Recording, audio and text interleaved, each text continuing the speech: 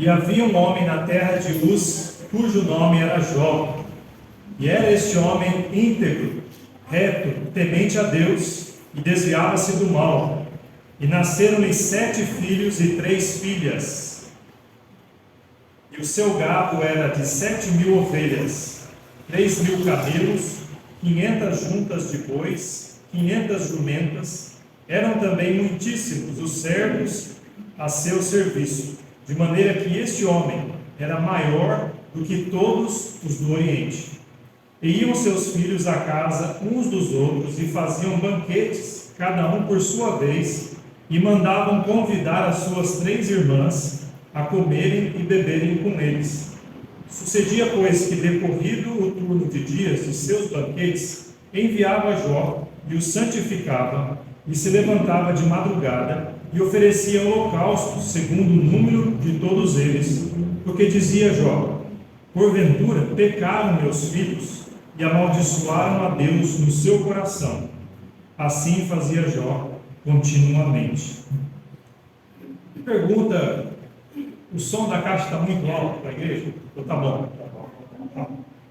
Irmãos, nas terças-feiras nós temos continuamente falado sobre os instrumentos de Deus, pessoas que Deus tem usado como instrumentos na mão dele para os propósitos de Deus, para glorificá-lo, né, para honrá-lo e para ser uma bênção na vida de todos. Até hoje esses homens são bênção para mim e para você, concorda? Pode dizer amém? Amém significa eu concordo, né? São bênçãos. Então, irmãos, isso já nos ensina que homens que são elogiados por Deus, que são exemplares para nós, sempre são bênçãos, não importa a época. Nunca sai de moda, nunca sai de moda. As modas vêm e vão, até as modas vêm e vão, mas esses homens permanecem, e essas mulheres permanecem, amém, irmãos? Então só isso a gente podia fechar a Bíblia e ir embora, amém, estamos edificados, né? Mas olha, conforme nós lemos esse livro tão maravilhoso da Bíblia, a gente vai vendo o caráter, vendo significados muito valiosos. Por exemplo, o nome Jó, não se tem certeza absoluta do que significa, mas alguns dizem o significado do nome quer dizer aquele que se volta para Deus. Outro significado é o atacado, alguém que foi um alvo de ataque. Tudo isso se encaixa na vida de Jó, se a gente for pensar, né? E o perseguido.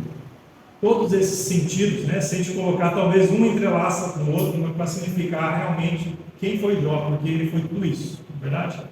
Ele se voltou para Deus, ele nunca se desviou de Deus nos bons momentos, nos momentos ruins.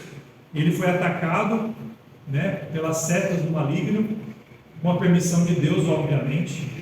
E ele foi perseguido, né, perseguido ali pela enfermidade, né? Mas enfim, o nome dele já tem significado precioso. Diz a palavra que havia um homem na terra de Uz. Em que época está se falando desse homem? Quando viveu Jó? Conforme você vai estudando a palavra de Deus, você vai diferenciando os detalhes. Você sabe que Jó está no Velho Testamento. Então ele foi um homem, um personagem do período velho testamentário, né? Ou seja, na época que Cristo não havia vindo ainda. Mas em que época? Porque é uma época muito grande, né? Em que época que Jó viveu? Ele provavelmente, irmãos, viveu na época patriarcal. O que é isso? Alguém sabe dizer o que é época patriarcal? Os pais da fé. Quem que eram eles?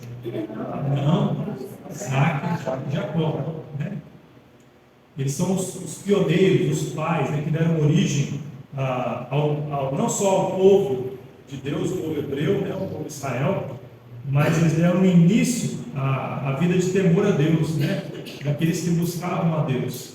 Na verdade, os filhos de Noé fizeram isso, não, Sete, né, o filho de Adão, é o terceiro filho de Adão, destacado com isso, e os 100 filhos de Noé, né, mas na linhagem dos patriarcas. Então, provavelmente Jó, ele é dessa época, só que você não vai achar nenhum lugar da Bíblia que fala claramente, ele viveu nesse período, né? Mas você percebe, lendo, pelas dicas da história de Jó. Por exemplo, os anos que Jó viveu. Alguém sabe quantos anos ele viveu? Está no livro de Jó. Está no último capítulo, né? Alguém? mais de 1000 não. Mais de 100, né? Mais de 100. Quase, né, Fernando? Quase. Se alguém achar o versículo é o versículo 21. Não, perdão.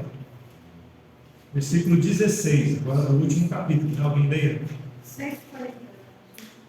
140 anos. Quem quer viver 140 anos, levanta a mão. Opa! Sebastião está chegando lá nessa semana.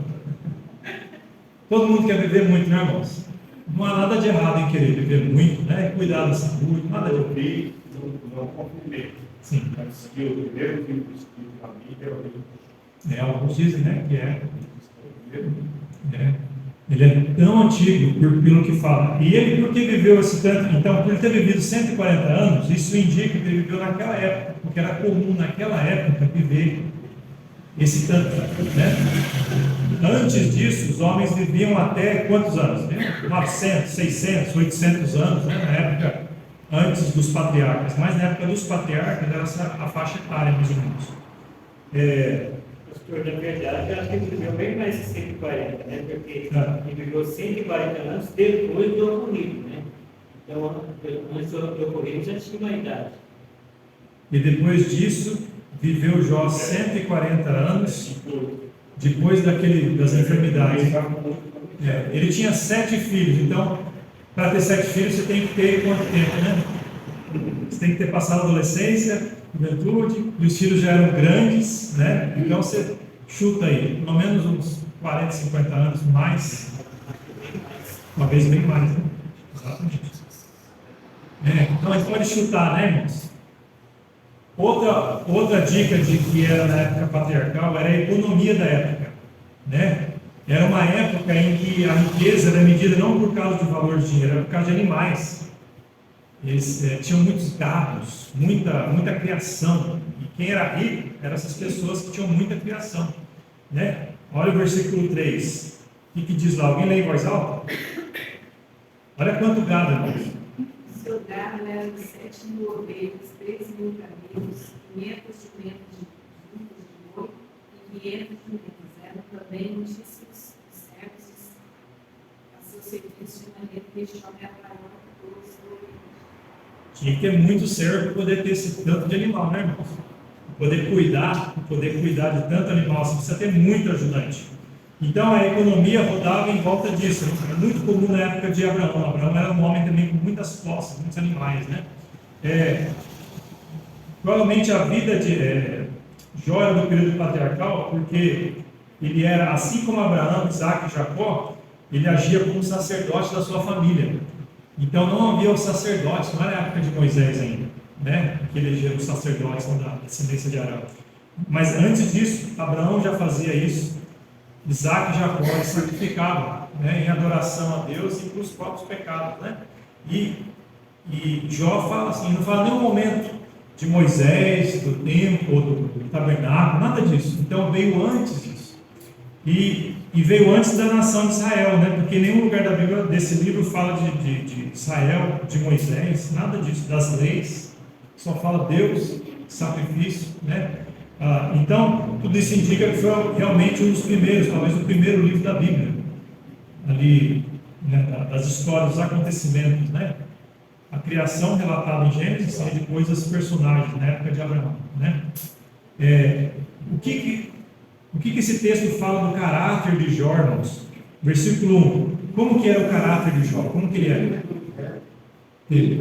era? Temente a Deus. Se desviava do mal. Então não tem alguma dúvida de que esse homem era um homem que andava com Deus? Alguém tem dúvida aqui? Então uma qualidade reforça a outra, que reforça a outra e que tira qualquer dúvida, né? Para você ter certeza que ele era íntegro, ele era reto, ou seja, ele não gostava de coisa errada. Ou ele era certo, ou era ou não era.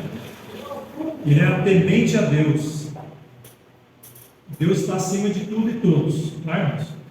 Então, logicamente, ele era um homem que vivia bem na sociedade. Estou deduzindo com base no caráter, mas ele temia Deus. Então, ele prestava conta de tudo, logicamente, era honesto, fazia tudo certinho, mas por quê? Porque os outros ficavam vigiando? porque ele temia a Deus.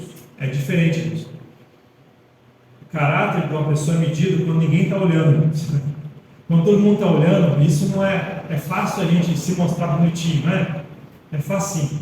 Uma vez eu contei essa história para os irmãos. A gente morava numa terraço, em São Geraldo. Aí do lado do nosso vizinho era uma senhora de uma outra igreja aí. Que se dizia cristã. E bonito, se vestia bem, ia para a igreja, tudo, né? E o nosso muro era bem baixinho. Então a gente se via assim. Né? Então estendia as roupas no varal, tudo, né? Aí chegou naquela época da chuva, ela estendeu todas as roupas no varal, né? E pendurou tudo. Na hora que terminou de pendurar, aí o céu fechou e começou a pingar com a chuva. E ela falou assim: ô chuvinha! E eu tinha certeza, nós tínhamos certeza que ela ia xingar, ela não ia cantar um hino, nada disso. Mas na hora que ela percebeu que a gente estava ali, ela falou: ô chuvinha abençoada de Deus. Aí eu falei: ela só falou aquilo porque ela viu a gente. Porque se não tivesse aquele muro ali, irmãos, ou se não tivesse a gente ali, eu acho que essa é outra coisa. Então, irmãos, o caráter, a pessoa de verdade, ela fala quando ninguém está percebendo, está assistindo ela. Jó era um homem assim. E para reforçarmos, ele fugia do que é errado. Ele fugia mesmo. Isso aqui está suando coisa ruim. Sabe para onde que eu vou? Para o lado oposto. Eu não quero nem cheiro de coisa errada. Isso é no caráter de Jó, irmãos. Uma pessoa assim.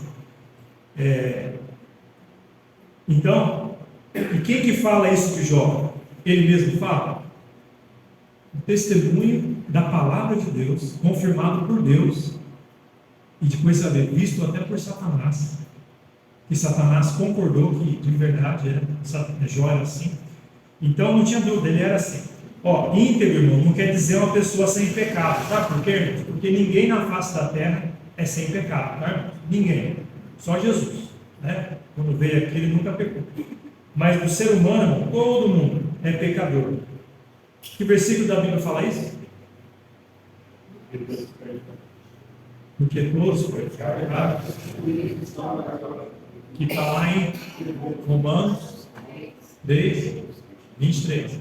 É bom Deus lembrar esse versículo, irmão, porque tira qualquer orgulho de qualquer um, né? O mais orgulhoso fala: eu sou bonzinho, eu sou melhor que o outro. Fala: você é pecador igual eu, viu? Somos todos farinha no mesmo saco. Então tudo vencido e está estragado. Só a graça de Deus, né, que nos levanta. Então, irmãos, Jó era pecador, mas ele era íntegro. O que quer dizer íntegro, irmão? A Bíblia ensina, e a experiência confirma, que todo ser humano é pecador. Todos. O pastor Fábio é pecador. Deus, eu sou o primeiro. Todos nós somos. Mas, o que essa palavra quer dizer? Jó não podia, com justiça, ser acusado de qualquer falha moral. Ou seja, alguém chegasse e falar: eu sei que você é uma pessoa que faz coisa errada, tal, porque ninguém tinha motivo para falar isso dele. Não quer dizer que ele não era pecador, mas quer dizer o que, irmãos? Que quando ele caía, ele imediatamente levantava, acertava com Deus e acertava a vida dele. Isso é conversão, irmãos. Isso é uma pessoa que realmente teme a Deus. Não é ficar lá namorando com o pecado até alguém descobrir. Não, irmãos.